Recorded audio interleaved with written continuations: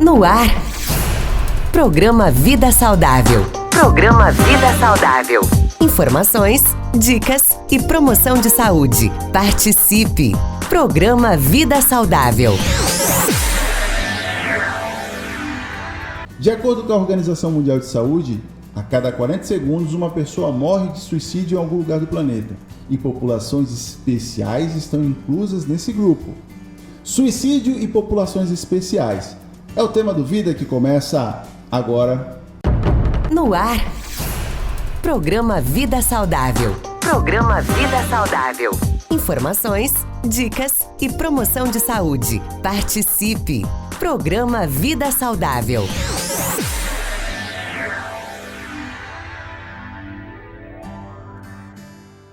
Está no ar a nossa rede da saúde, o nosso Vida Saudável para você. Muito prazer, me chamo Elaine Neves e o nosso tema de hoje para compartilhar com você é suicídio e grupos especiais. E dividindo a bancada comigo, ele, Dr. Júlio Cazé. Tudo bem, doutor?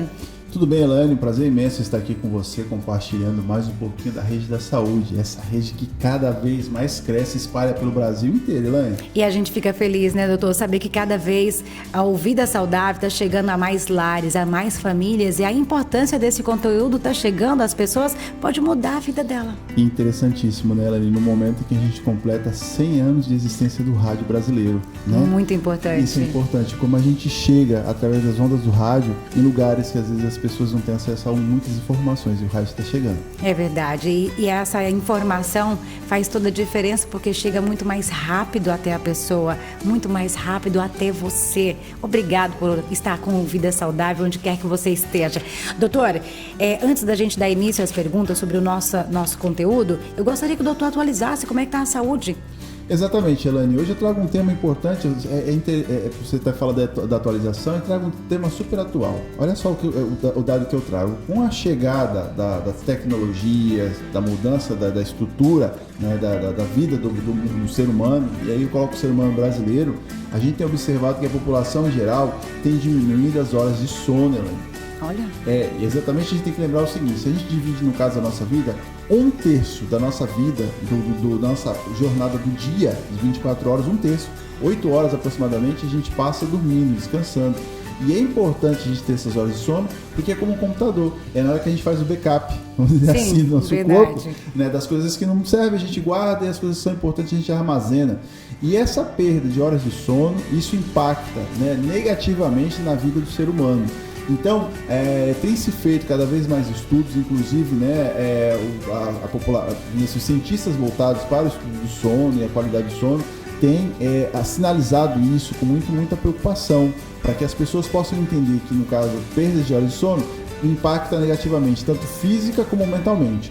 Doenças crônicas, já tem estudo mostrando, Elaine, que doenças crônicas podem surgir a partir de horas ou dificuldades do sono. A gente vê, por exemplo, pessoas que padecem de apneia do sono, que aí na realidade é algo físico, que às vezes não perdeu o sono porque ela quis, mas porque realmente é uma doença, né, que faz ela perder o sono, predispõe, por exemplo, a hipertensão arterial, a diabetes, né? E isso, consequentemente, essas pessoas que também não dormem, né? Então, assim, isso nós estamos falando de doenças físicas. E as doenças mentais? O indivíduo que fica mais irritadíssimo no outro dia, né? Que acaba brigando no seu ambiente de trabalho porque não conseguiu dormir as horas ideais. Então, assim, optar por uma boa hora de sono e cuidar, zelar por essas horas de sono é importantíssimo para a sua qualidade de vida.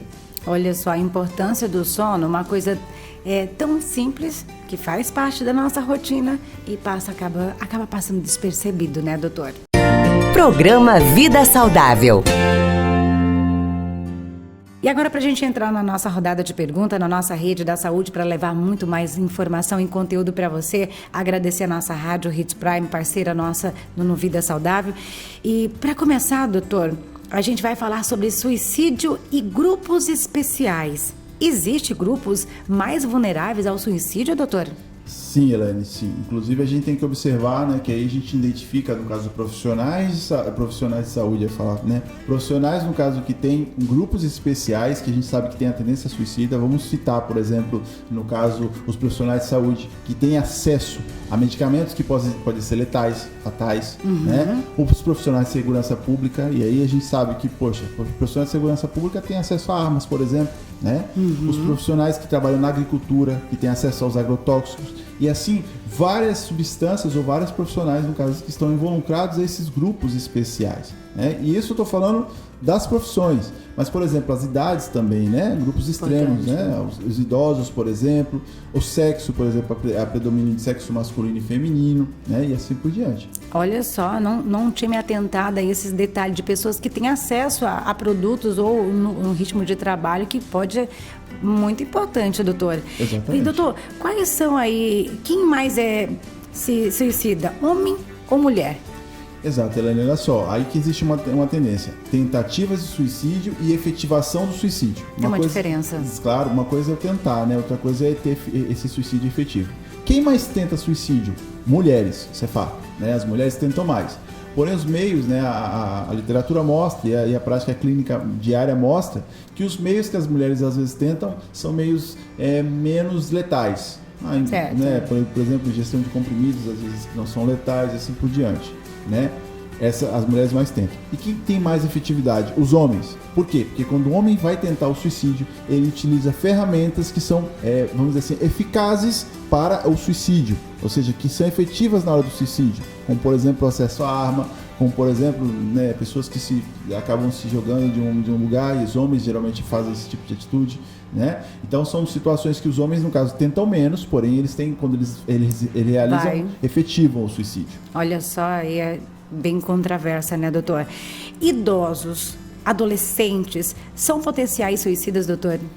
Exato, Elaine, a gente tem visto, né, que essas populações que a gente fala das idades extremas, tanto da infância como da envelhecimento, no caso da melhor idade, eles têm sim os seus potenciais riscos suicidas, né? A pessoa adolescente, porque muitas vezes, ainda mais hoje, num ambiente em que o adolescente ele tem uma certa limitação em algumas ações, e isso deixa ele muito preocupado, muito na dúvida, né? Quem sou eu nesse mundo que me acompanha? Qual é realmente minha função? Eu já tive adolescente, por exemplo, no consultório, e dizer que a vida não tem sentido. E acabou de começar a vida, adolescente. Um adolescente, né? Exato. E por outro lado, a gente olha as pessoas da melhor idade, por exemplo, que falam, poxa, eu já cumpri a minha missão, já tive o que fazer, agora não tem mais o que fazer, então por que eu vou continuar vivendo? Então existem esses grandes problemas, e aí sim, essas pessoas vão começar a utilizar mecanismos para tentar se suicidar. Eu vou te contar inclusive uma curiosidade. Alguns dias atrás nós tivemos acesso no ambiente clínico, uma criança que tentou suicídio. Criança. E são duas vertentes tão diferentes, né, doutor? Porque a gente fala, uma pessoa já uma idosa, já viveu muita coisa, tem muitos traumas, carrega muito sentimento, né? E já uma criança, exato. O que está acontecendo com os adolescentes? O que está acontecendo com as crianças do nosso país que está chegando a esse ponto, doutor?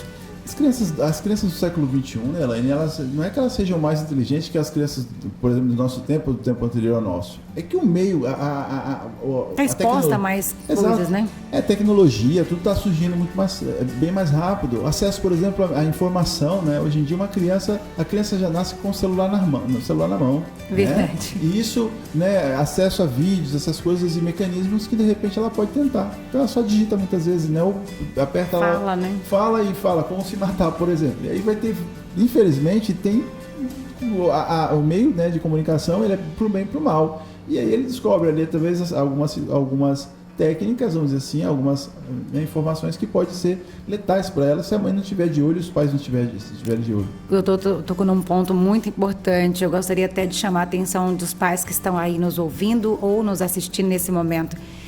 O aparelho celular está se tornando uma arma na mão de uma criança.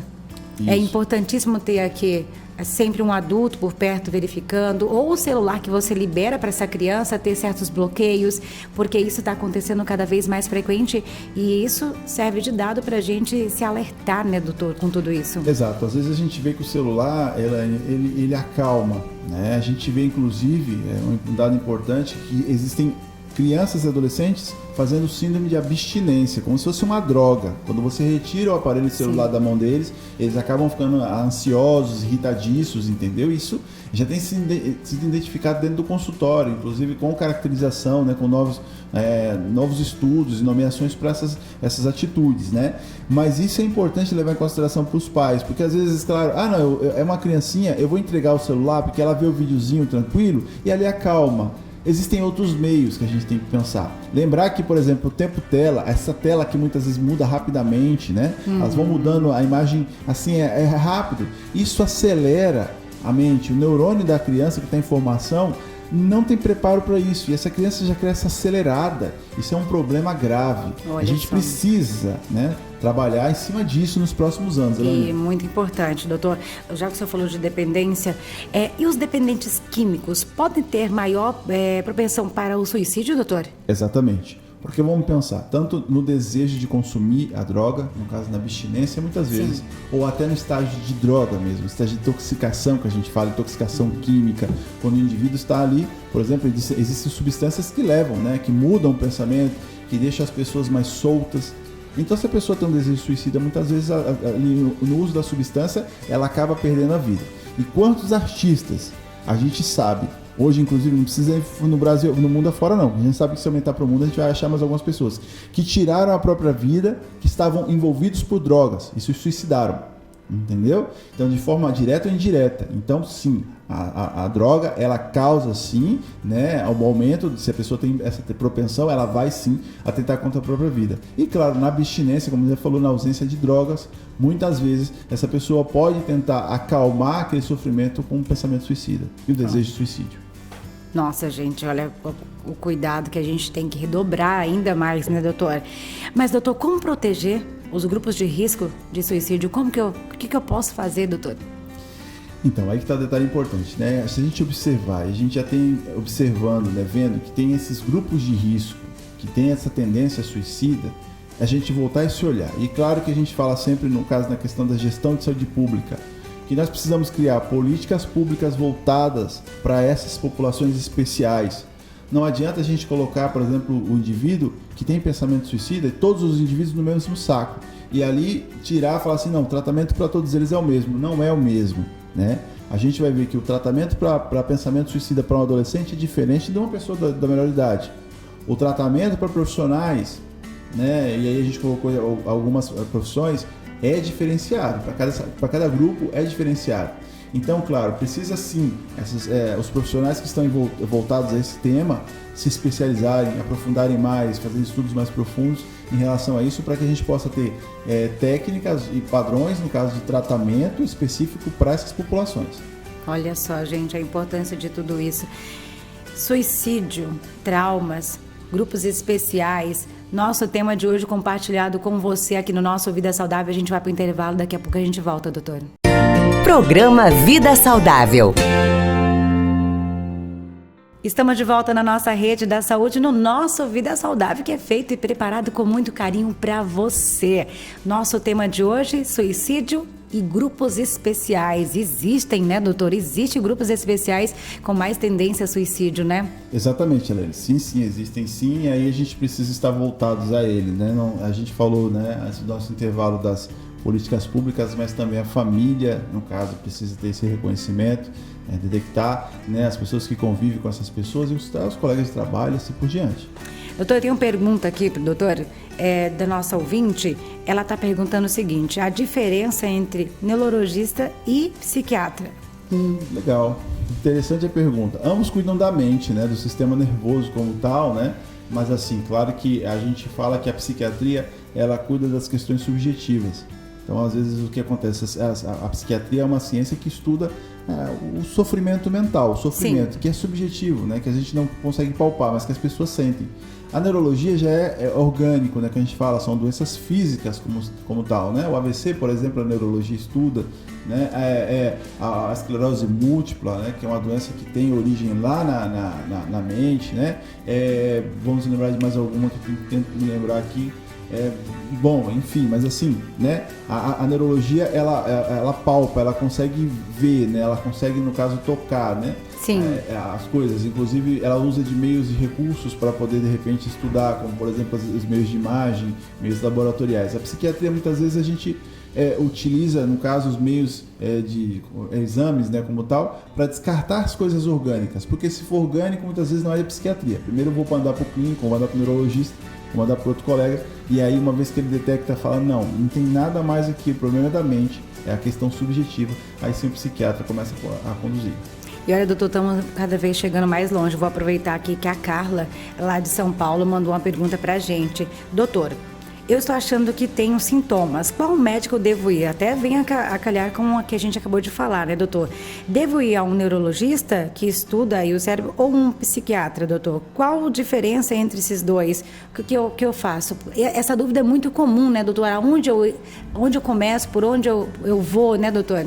Aí que está o detalhe importante, né? Ela precisa primeiro, é importante a gente verificar quais são os sintomas que ela está tendo, né? Então, Sim. O que vale antes dela ir, de repente, no psiquiatra ou no neurologista, é, de repente, ela buscar um médico de família e comunidade. Porque aí ela vai no médico de família, o médico de família identifica qual é o problema e sim, a partir dele ele pode encaminhar, no caso, para um ou para outro. Porque às vezes é exatamente isso, às vezes a pessoa vai por seus próprios meios. Não, preciso ir lá e tal, e de repente separa um valor, um dinheiro que de repente precisava utilizar e às vezes gasta aquele valor numa consulta que talvez chegar lá o profissional fala, não, isso não é comigo, é com outro colega especialista. Então, na dúvida, procure sempre um médico de família e comunidade, ou se não, se você não tem acesso a ele, um médico clínico, né? Sim. E aí sim ele vai te encaminhar para o profissional responsável pelo teu caso. Hoje eu vou fazer de ouvinte e vou perguntar para o doutor também. Uma coisa que a gente acaba vivenciando no dia a dia. Muitas pessoas falam, suicídio, isso é um problema. Isso é um problema ou é uma doença, doutor? Olha, Elaine, a gente vai depender muito, porque assim, muitas vezes o suicídio está sim com uma doença por trás, né? Por exemplo, a depressão, uma doença crônica associada, sim. E ele vai ser uma consequência, né? uma complicação, vamos dizer assim, do problema que acaba gerando sim realmente um problema de saúde como tal, né? A gente, talvez se a gente classificar suicídio como doença, precisaria de mais critérios, mas sim, dependendo da situação, dependendo do número de suicídio, número de tentativas de suicídio, sim, a pessoa já tem um adoecimento, né, mental de base que está levando a esse suicídio. Por exemplo, eu tenho pacientes, né, no caso da minha experiência clínica, que a pessoa tentou suicídio 10, 12, 15 vezes, entendeu? Então, assim, aí tem pessoas que talvez vão estar olhando, vai estar escutando esse programa hoje e falar assim, poxa, mas não se matou? Não chegou a vez dela? Existem uma série de fatores que não cabe ficar comentando, mas sim a gente olhar a quantidade de vezes que essa pessoa tentou contra a própria vida, né? Então, o que será que está passando na cabeça dessa pessoa, né? Qual é o problema de base que tem? Que sempre tem um problema atrás do suicídio, sempre. E o que está causando isso para essa pessoa tentar tirar a vida? Doutor, tem mais uma pergunta aqui. Me chamo Carla. Minha prima já tentou várias vezes se suicidar. Às vezes me liga falando isso e eu fico horas e horas no telefone com ela. Doutor, o que eu posso fazer para ajudá-la? Isso, a gente está vendo que ela está tentando a contenção verbal, que a gente fala, né? Ou seja, que é uma técnica, inclusive. Claro, a pessoa não precisa saber que isso é uma técnica, mas que ela de forma indireta está fazendo. Mas está vendo que a coisa está sendo muito, como eu posso dizer assim, está sendo limitada, né? A situação dela está limitada. Essa pessoa precisa sim conduzir essa pessoa encaminhar, né, a um profissional de saúde, né? Seja psicólogo, o psicólogo vai verificar se precisa de outros profissionais, ou até mesmo o próprio médico psiquiatra, ou um próprio médico generalista. Quem sabe que no Brasil não são todos os lugares que tem alguns especialistas, então ajuda profissional de saúde, até o enfermeiro capacitado. A gente fala que o enfermeiro, né, tem muitos enfermeiros, né, abraço especial aos nossos enfermeiros que têm essa escuta ativa, né? Um profissional que tem essa acessibilidade vai escutar o caso dela e aí vai direcionar para quem realmente precisa. Mas, doutor, a gente encontra muito a questão da negativa das pessoas de procurar a saúde, o meio, né? O profissional. Ainda, isso está sendo um grande empecilho ainda, doutor? Sim, as pessoas ainda olham, em pleno século XXI, eles olham a saúde mental como algo de frescura, né? Os problemas de saúde mental, né? Como frescura, né? Eu sou forte, eu consigo sozinho. Saúde mental, as doenças mentais como tal, né? Elas são doenças e são problemas de saúde como qualquer outro problema, né? Eu preciso primeiro detectar isso, entender isso, e a partir de eu conseguir, no caso, buscar mecanismos para sair disso, né? Isso só depende da própria pessoa, Elaine. A gente vê no consultório, às vezes parente, por exemplo, ela vinha aqui para ver se o senhor consegue me ajudar, porque meu parente está em casa, ele não quer tratamento. Se ele não quer, fica mais difícil ajudá-lo. A gente precisa primeiro que a pessoa tenha esse entendimento e que ela pelo menos se motive a buscar tratamento. E aí sim, se ela não consegue, talvez a família e assim outros colegas possam motivá-la a ir ao consultório. Então isso é muito importante, né, doutor? Ter o primeiro acesso, o diálogo, a conversa ali, para iniciar um tratamento não é da noite para o dia, até porque essa pessoa vem se traumatizando há muitos anos para chegar a esse ponto, infelizmente, né? E a gente deixa a pergunta para você.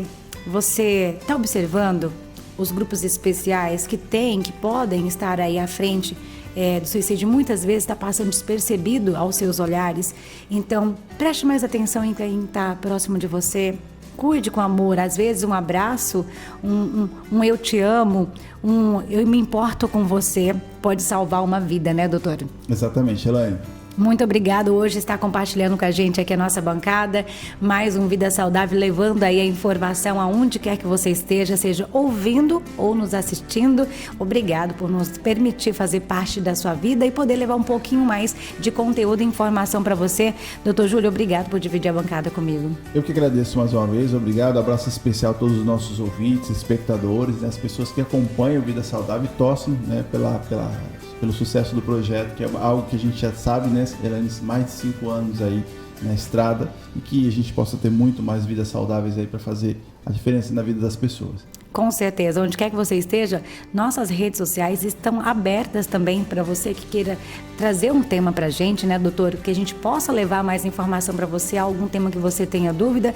O @ do doutor? @ Dr. Júlio Cazé. Locutora Elaine Neves, pode procurar também nas redes sociais que vocês vão nos encontrar. Estamos lá no direct para tirar mais informações também, né, doutora? E para a gente encerrar, convido você, confira agora o nosso Receitas para a Vida. Receitas para a Vida. Receitas para a Vida. Ouse sonhar. Insista, acredite, olhe longe, bem longe, distante, onde os olhos chegarem e puderem alcançar. Deixe-se levar para as íntimas convicções de quem sempre teve sonhos, planos, projetos, ações e que sempre buscou soluções mesmo onde não se via e a solução não aparecia. É hora de viver, é hora de esperar, de esperançar em um futuro incerto, que certo virá. O futuro sempre será incerto, sempre foi. O passado é que ditou as regras. Um presente que se vivia e do instantâneo de um único dia. Já diziam os médicos mais velhos também, a doença mata ou adoece. Aquele que não se cuida, que não tem a doença é o que mesmo padece. Dias sim melhores virão. Será que virão? Será que virá?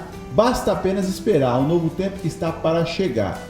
Enquanto não chega, vamos vivendo, sonhando, vivenciando, doando, aprendendo, se recuperando. Pois quem espera sempre alcança, e quem alcança com espera, vive sim as vitórias com prazer e desejará sempre viver novas vitórias que virão. Vamos em frente, hoje, agora, chegou a hora. Vamos lá? Assina Júlio César de Aquino, Júlio Cazé, para Receitas para a Vida de hoje. Programa Vida Saudável.